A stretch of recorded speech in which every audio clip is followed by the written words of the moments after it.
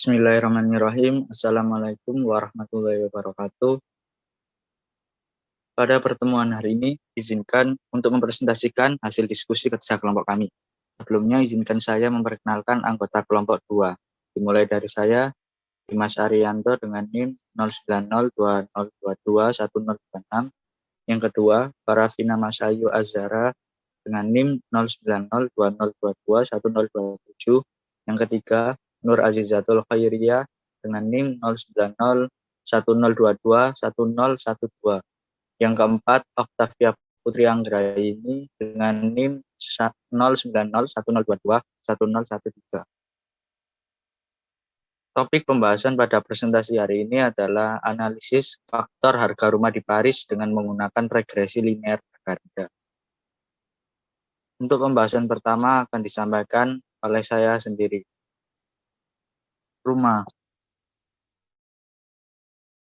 Kajian teori. Rumah. Umumnya rumah mampu diartikan menjadi tempat berlindung ataupun daerah bernaung suatu keluarga dari segala macam kondisi di luar sana. Mirip panasnya surya, serta menjadi pencerminan diri eksklusif pada upaya peningkatan taraf hidup dan pembentukan tabiat, karakter serta kepribadian bangsa. Bila dicermati sesuai fisiknya, tempat tinggal merupakan suatu bangunan atau tempat bagi keluarga buat berkumpul, bekerja, menjadi juga daerah tidur dan istirahat buat memulihkan pulang syarat fisik dan mental setelah melaksanakan tanggung jawab sehari-hari masing-masing. Bagi para penghuni tempat tinggal seperti tadi.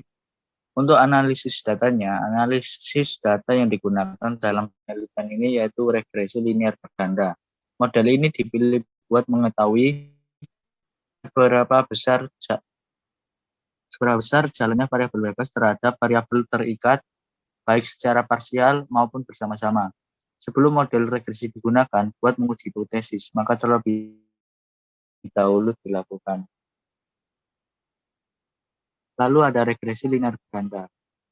Analisis yang memiliki variabel bebas lebih dari satu disebut analisis regresi linear berganda. Teknik regresi linear berganda digunakan untuk mengetahui ada tidaknya pengaruh signifikan dua atau lebih variabel bebas terhadap variabel terikat. Model regresi linear berganda untuk populasi di atas dapat ditaksir dengan model regresi linear berganda untuk sampel, yaitu sebagai berikut.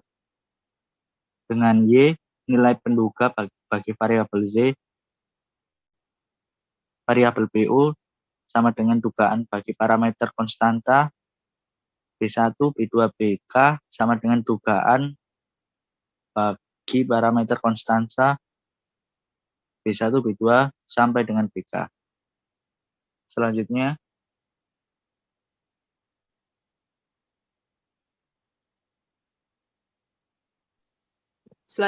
pengujian asumsi klasik.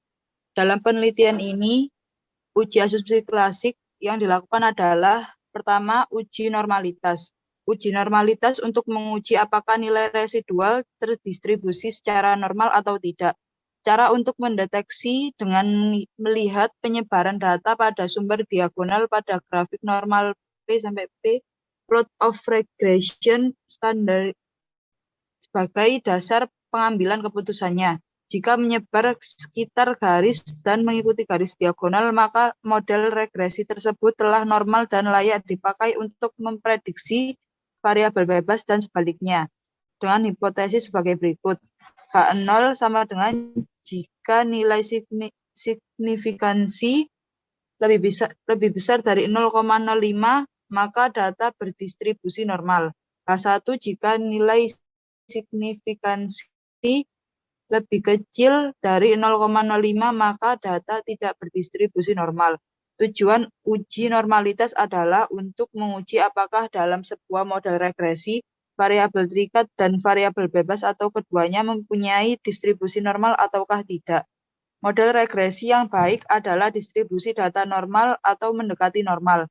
Deteksi normalitas dilakukan dengan melihat grafik normal probability plot.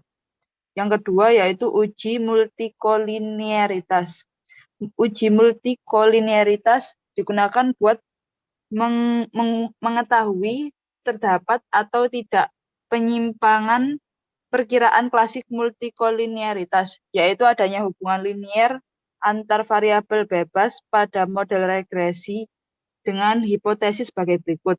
H0 yaitu sama dengan jika nilai signifikansi lebih besar dari 0,05 maka data tidak terjadi multikolinearitas. H1 jika nilai signifikansi lebih kecil dari 0,05 maka data terjadi multikolinearitas. Uji multikolinearitas dilihat dari nilai tolerans dan VIF serta besaran korelasi antar variabel independen. Suatu model regresi dapat dikatakan bebas multikolinearitas jika mempunyai VIF tidak lebih dari 0, tidak lebih dari 10, dan mempunyai angka tolerans tidak kurang dari 0,10. Next.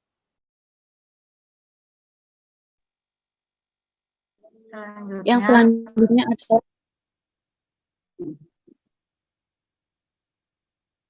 selanjutnya adalah pengujian hipotesis.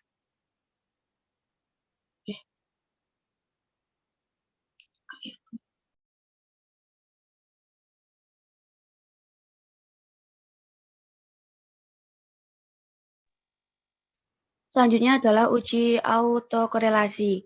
Yang dimaksud dengan uji autokorelasi yaitu digunakan untuk mengetahui atau tidaknya penyimpangan asumsi klasik autokorelasi, yaitu korelasi yang terjadi antara residual pada suatu pengamatan dengan pengamatan lain pada model regresi. Dengan hipotesis sebagai berikut. H0, jika nilai signifikasinya lebih dari 0,05, maka data tidak terjadi autokorelasi. Sedangkan H1-nya, jika nilai signifikasinya kurang dari 0,05, maka data terjadi autokorelasi. Uji heteroskedasitas. Heteroskedastisitas merupakan keadaan di mana terjadi ketidaksamaan varian dari residual untuk semua pengamatan pada model regresi. Cara pengujinya dengan uji Gleiger. Pengujian dilakukan dengan meregresikan variabel-variabel bebas terhadap nilai absolut residual. Residual adalah selisih antara nilai variabel Y dengan nilai variabel Y yang diprediksi, dan absolut adalah nilai mutlaknya atau disebut nilai positif semua. Dengan hipotesis sebagai berikut. H0, jika nilai signifikasinya lebih dari 0,05, maka data tidak terjadi gejala heteroskedasitas. Dan jika H1-nya bernilai kurang dari 0,05, maka terjadi gejala heteroskedastisitas. Kajian teori pengujian hipotesis. Apabila syarat untuk ditelitinya suatu model regresi telah terpenuhi semua, maka langkah selanjutnya untuk mengetahui diterima atau tidaknya hipotesis yang dilakukan dalam penelitian ini dilakukan analisis data dengan yang pertama yaitu uji F. Pengujian ini bertujuan untuk melihat nilai signifikansi ada atau tidaknya pengaruh variabel bebas secara bersama-sama terhadap variabel terikat dengan hipotesis sebagai berikut. H0. Jika nilai signifikansi lebih dari 0,05, maka variabel X tidak memiliki pengaruh terhadap variabel Y. H1. Jika nilai signifikansi kurang dari 0,05, maka variabel X memiliki pengaruh secara simultan terhadap variabel Y. Yang kedua adalah uji T. Uji T dilakukan untuk mengetahui variabel bebas berpengaruh terhadap variabel terikat Y. Pengujian dilakukan untuk melihat keberartian dari masing-masing variabel secara terpisah terhadap variabel terikat dengan hipotesis sebagai berikut. H0. Jika nilai signifikansi lebih besar dari 0,05, maka variabel X tidak memiliki pengaruh terhadap Y. H1. Jika nilai signifikansi kurang dari 0,05, maka variabel X memiliki pengaruh terhadap variabel Y. Selanjutnya akan dijelaskan oleh Dimas Arianto.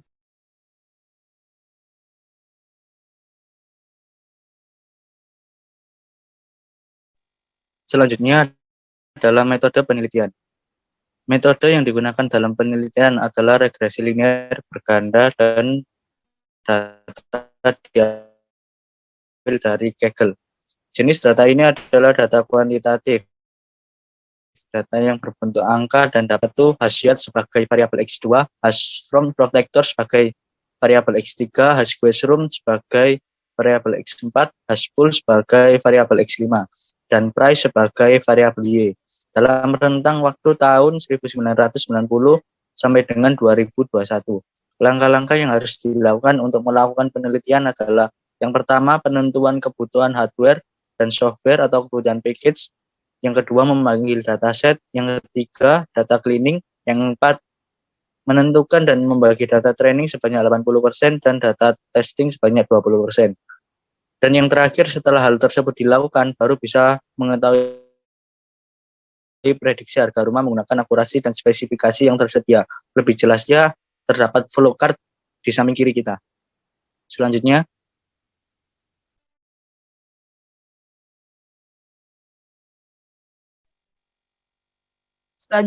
hasil dan pembahasan.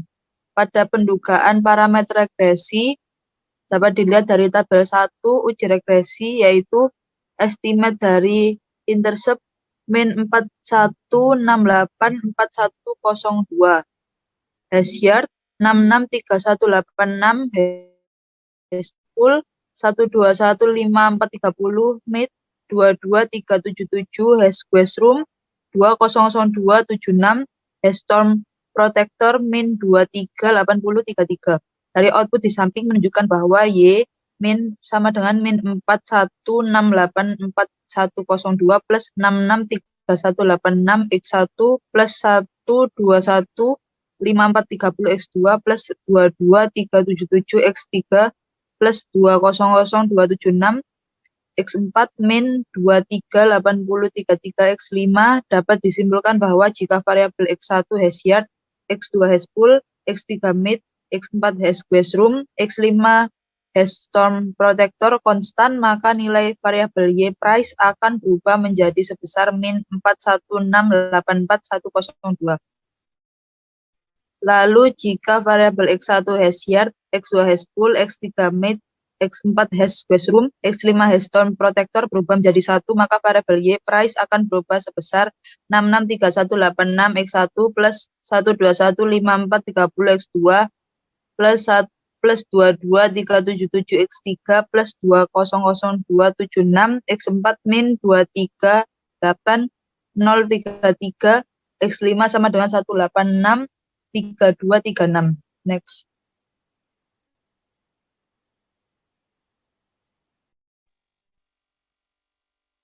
Uji asumsi klasik, uji asumsi normalitas. Pada tabel di atas, datanya itu residual dengan F-nya 0,97524 dengan p-value-nya 0,05632. Dengan hipotesis sebagai berikut. H0, jika nilai signifikasinya lebih dari 0,05, maka data berdistribusi normal. Sedangkan H1-nya, jika bernilai signifikasi kurang dari 0,05, maka data tidak berdistribusi normal. Dari tabel 2 di atas menunjukkan bahwa nilai p-value-nya 0,05632, lebih dari 0,05, sehingga keputusan yang diambil adalah gagal tolak H0. Dengan tarafnya nyata 5% dapat dibuktikan bahwa uji normalitas terpenuhi. Maka dapat disimpulkan bahwa sampel berasal dari populasi yang berdistribusi normal.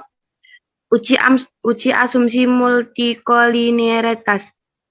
Pada data toleransi itu ada Hashiyard-nya 0,9321691, MIT-nya 0,963842, Hashqueryroom-nya itu 0,9547935. Dengan hipotesis H0 jika nilai signifikasi lebih dari 0,05, maka data tidak terjadi multikolinearitas. Sedangkan H1-nya jika nilai signifikasinya kurang dari 0,05, maka data terjadi multikolinearitas. Dari tabel 3 di atas menunjukkan bahwa FIFX1 hasil sama dengan 1,072766, X2-nya hasilnya 1,020938, X3-nya match-nya itu 1,037514, X4-nya Heskus-Strumnya itu 1,037770, X5-nya Hestrum Protection-nya 1,047347. Karena X1, X2, X3, X4, dan X5 kurang dari 10, keputusan yang diambil adalah gagal tolak H0. Maka dapat disimpulkan bahwa tidak terpenuhi multi.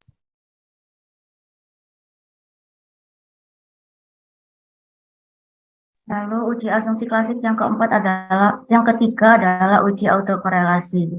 Dapat dilihat bahwa p-value sebesar 0,3866 dengan hipotesis H0 jika nilai signifikansi lebih dari 0,05 maka data tidak terjadi autokorelasi. H1 jika nilai signifikansi kurang dari 0,05 maka data terjadi autokorelasi.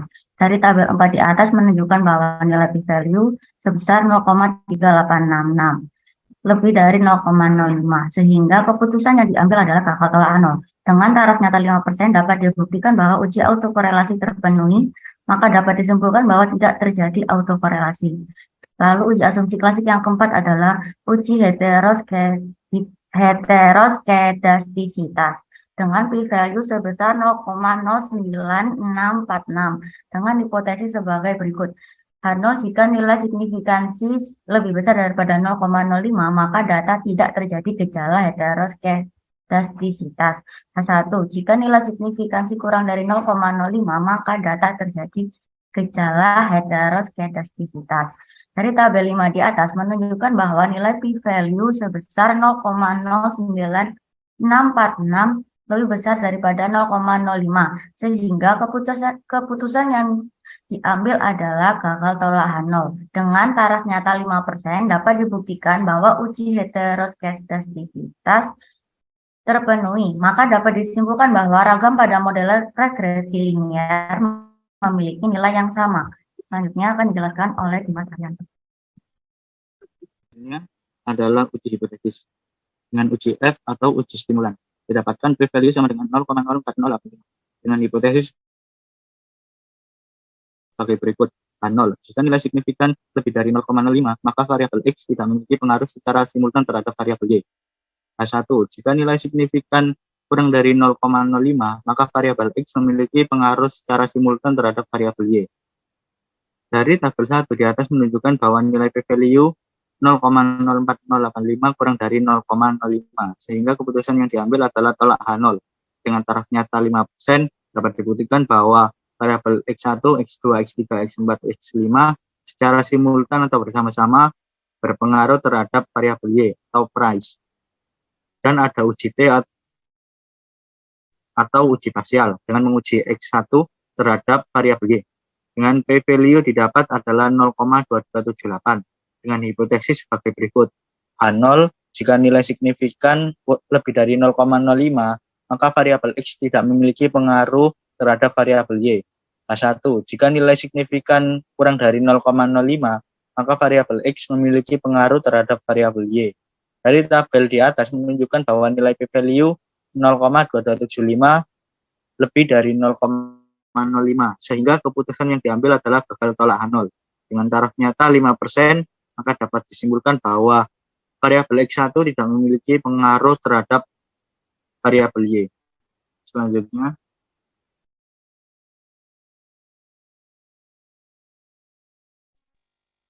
Selanjutnya uji hipotesis, uji T atau uji parsial dari X2 Hespul terhadap Y price dengan hipotesis sebagai berikut. H0 jika nilai signifikansi lebih besar dari 0,05 maka variabel X tidak memiliki pengaruh terhadap variabel Y. H1 jika nilai signifikansi lebih kecil dari 0,05 maka variabel X memiliki pengaruh terhadap variabel Y. Dari tabel 7 di atas menunjukkan bahwa nilai p-value 0,0277 lebih kecil dari 0,05 sehingga keputusan yang diambil adalah tolak H0. Dengan taraf nyata 5%, maka dapat disimpulkan bahwa X2 memiliki pengaruh terhadap Y. Selanjutnya, uji T atau uji parsial X3 mid terhadap Y price dengan hipotesis sebagai berikut. H0 jika nilai signifikansi lebih besar dari 0,05 maka variabel X tidak memiliki pengaruh terhadap variabel Y. H1 jika nilai signifikansi lebih kecil dari 0,05 maka variabel X memiliki pengaruh terhadap variabel Y. Dari tabel 8 di atas menunjukkan bahwa nilai p-value 0,3956 lebih besar dari 0,05 sehingga keputusan yang diambil adalah gagal tolak H0. Dengan taraf nyata 5%, maka dapat disimpulkan bahwa X3 tidak memiliki pengaruh terhadap Y. Next.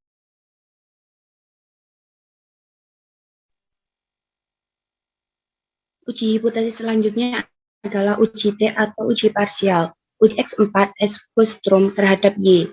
Ada p-value 0,0261 dengan hipotesis H0 jika nilai signifikasi lebih dari 0,05 maka variabel X tidak memiliki pengaruh terhadap variabel Y. H1 jika nilai signifikasi kurang dari 0,05 maka variabel X memiliki pengaruh terhadap variabel Y. Dari tabel 9 di atas menunjukkan bahwa nilai p-value 0,0261 kurang dari 0,05 sehingga keputusan yang diambil adalah tolak H0 dengan tarafnya 5%. Didapat cukup bahwa bukti terhadap hubungan antara X4 dengan Y secara parsial. Uji T atau uji parsial. Uji X5 Ekostrom protection terhadap Y. Dengan nilai p-value 0,6606 dengan hipotesis H0 jika nilai signifikasinya lebih dari 0,05 maka variabel X tidak memiliki pengaruh terhadap variabel Y. H1 jika nilai signifikasinya kurang dari 0,05 maka variabel X memiliki pengaruh terhadap variabel Y. Dari tabel 10 di atas menunjukkan bahwa nilai p-value 0,6606 kurang dari lebih dari 0,05 sehingga keputusan yang diambil adalah gagal tolak H0. Dengan tarafnya 5%, maka dapat disimpulkan bahwa X5 tidak memiliki pengaruh terhadap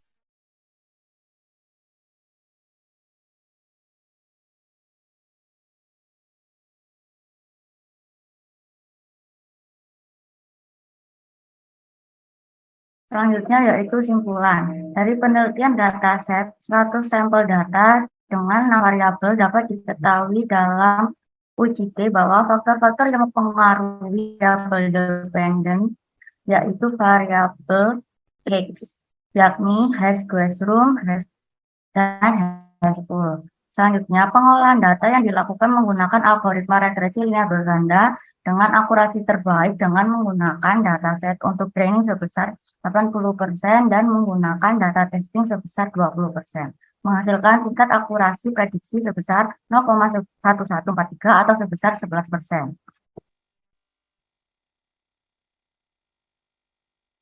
Demikianlah presentasi pada pertemuan hari ini. Semoga apa yang kami sampaikan bisa menjadi ilmu yang bermanfaat dan barokah untuk teman-teman sekalian. Mohon maaf apabila ada tutur kata yang kurang berkenan, kami mohon maaf. Atas perhatiannya, terima kasih. Wassalamualaikum warahmatullahi wabarakatuh.